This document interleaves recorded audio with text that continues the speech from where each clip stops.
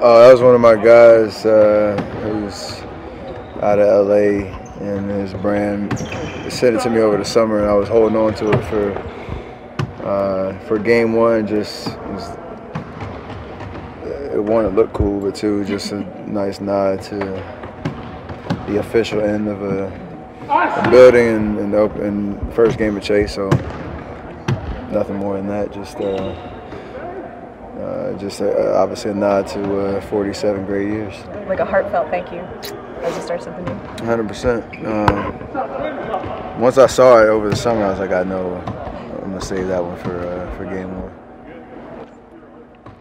Steph, what did you think about? Excuse me. No, it's fine. Go ahead. What did you think about going up against Shai Gilgeous-Alexander in the playoffs? In the first round, he had an opportunity to guard you a lot in that first round series. I mean, for a rookie to be put in that situation, and the intensity of the playoffs and 1-8 matchup, he showed a lot, obviously, and that'll do him a huge benefit throughout his career. Obviously, changed the scenery now, but he's got it, and continue to get better. Again, he showed a lot that series, and I expect to build confidence as well, just knowing that the playoffs brings the best of the worst out of you, and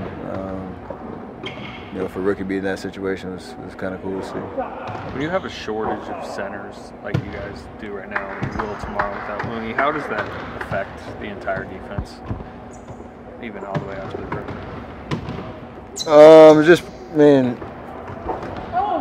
It puts more pressure on the guards, just the rebound, one, being in the right positions, using your body to help in the paint, even more so against a guy like Steven Adams, who's known to got a lot of real estate in there. So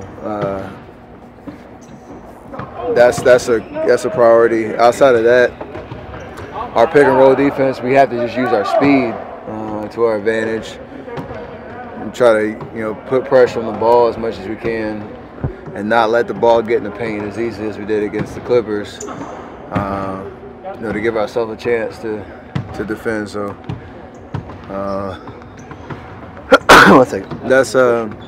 that's important. You don't have as much size as you'd like, and obviously communicating, Draymond doing what he does, being at the right spot at the right time. Marquise trying to be one step ahead of the game, and again you sacrifice size for speed, and we got to be able to use it. So following up on that, we just got the news on Kevon. Obviously, you guys just want him to be healthy, but if he has to miss an extended amount of time, what changes the most for y'all without him? I mean, kind of the same answers, but more so just putting Eric and Marquise and Omari in the fire. That's going to be helpful for them throughout the course of the season when they're called upon to play significant minutes and see the right pictures on the floor, especially defensively.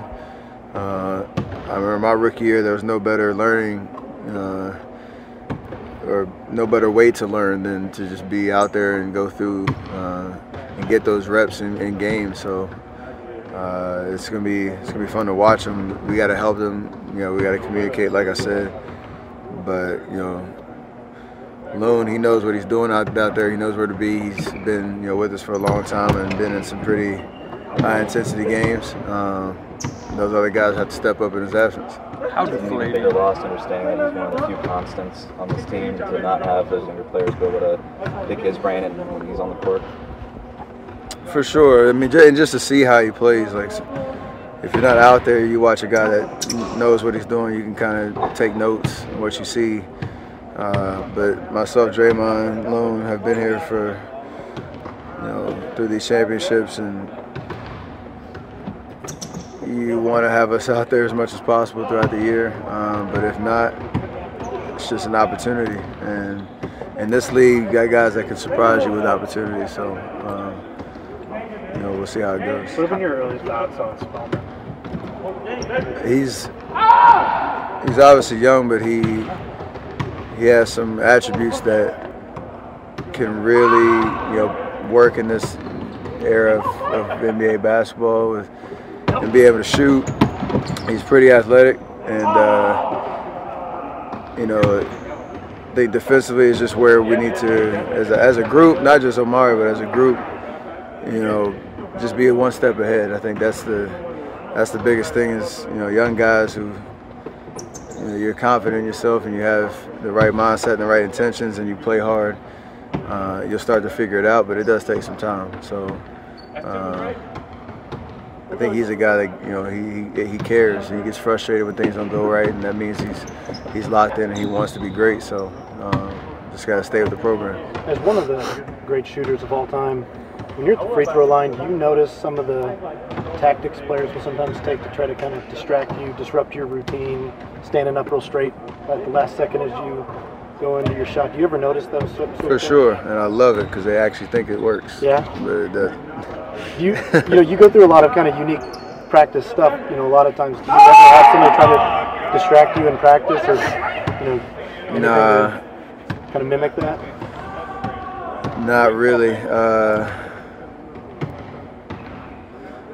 I mean, most of it's just getting your reps up, and I mean, I do have a creative style of how I get my work in, but I don't need any kind of gimmicks in terms of, you know, how I work on my game and all that type of stuff. And even during the games, fans with all the stuff, the signs and cowbells and all that type of stuff, and even what antics guys do on the court, really doesn't matter at the end of the day. Has there ever been, you probably wouldn't want to say if there was something that was like, oh, that one does kind of catch my attention at least? Like a player throwing, like Steve said. Nah, my brother got me last year. Oh, okay. What did he do? I had a nice little fourth quarter playoff streak with free throws going. Since like 2015, I hadn't missed a fourth quarter free throw. And he mentioned to me in game 1, again, in the Western Conference Finals. And I like laughed it off because I knew about it beforehand, but the fact that he mentioned it just added a little something extra to it. You when he walked in line? And I made the 2 that game, and I kind of winked back at him. And then game 3 or 4, I can't remember. I think it might have been 4. I missed one, and like my immediate reaction, like you could care less if it was the Western Conference Finals, closeout game to go to the finals, whatever it was. Like I immediately looked at him and like, oh, you got me. That's the only time I can think of somebody really messing with me. To follow up on Looney in the center position, do the young guys or the new guys at this point in the season early understand like how much of the offense runs through the bigs, how essential that those screens are? I think they get it, and especially Marquise, he's shown in preseason, especially he's got the passing ability and the vision. Eric and O start to learn, you know, more and more. But as I try to let them know, it's all about being a threat out there on the floor. Obviously, you want me and D'Angelo shooting a lot of shots and trying to create offense through where we are on the floor. But you know, outside of that, you got to be able to, you know, be a threat on the court, whether it's rolling, getting the ball in the paint, finishing, being able to catch at the perimeter, see the floor, and, you know, make the right pass, or